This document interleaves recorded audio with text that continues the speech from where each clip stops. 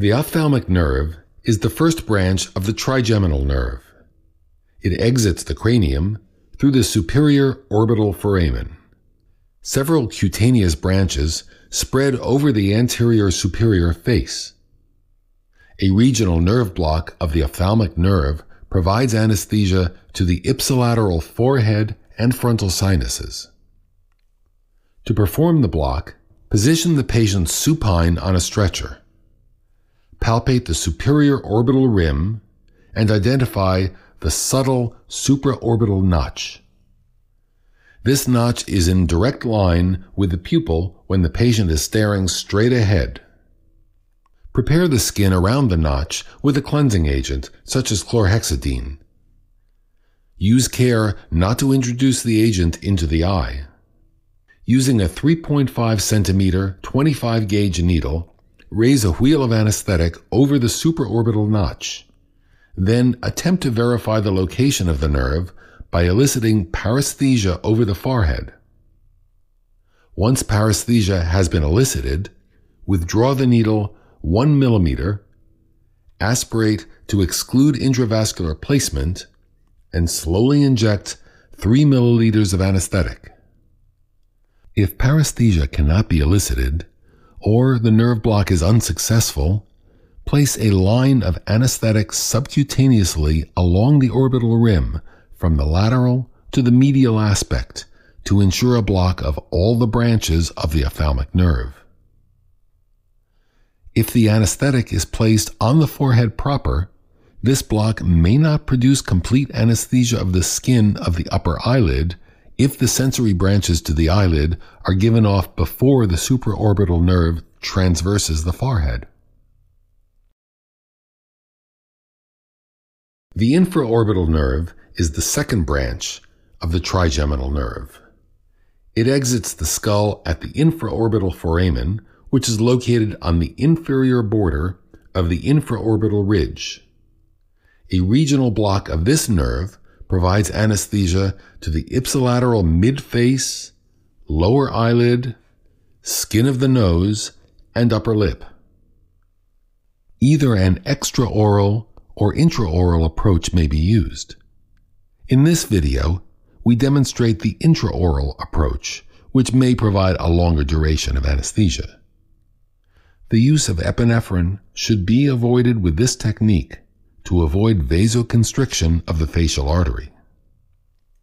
To perform the block, position the patient either supine in a stretcher or sitting in a dental chair with the occiput firmly supported and the body of the mandible parallel to the floor.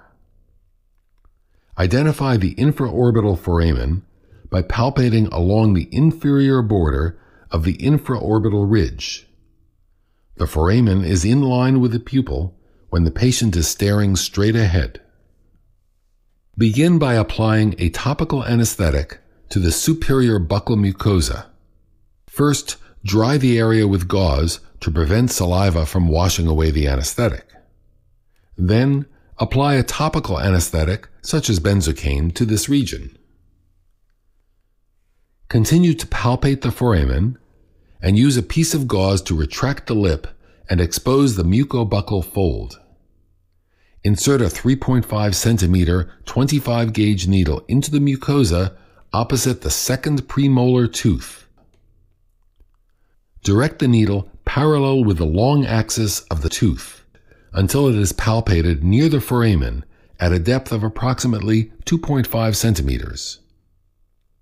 If the entry is too acute initially, you will encounter the malar eminence before approaching the infraorbital foramen. If the needle is extended too far posteriorly and superiorly, the orbit may be entered. Stop the procedure if you are unsure of the location of the needle or if patient cooperation is unsatisfactory. Aspirate to rule out inadvertent intravascular placement, then inject 2 to 3 milliliters of solution adjacent to but not within the foramen.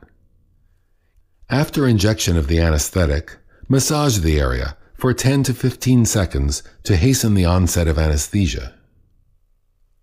If you are not certain of the exact location of the infraorbital foramen, you may obtain anesthesia by performing a field block.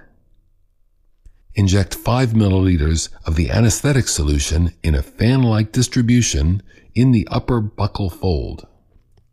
This technique is not as precise as a discrete nerve block, but usually produces the same effect. The mental nerve arises from the third branch of the trigeminal nerve. It exits the mandible at the mental foramen below the second premolar tooth. A mental nerve block provides anesthesia to the lower lip. Some fibers from the mental nerve cross over to the contralateral side of the face. Therefore, repair of lacerations of the midline of the lips requires blocking the mental nerve on each side of the face.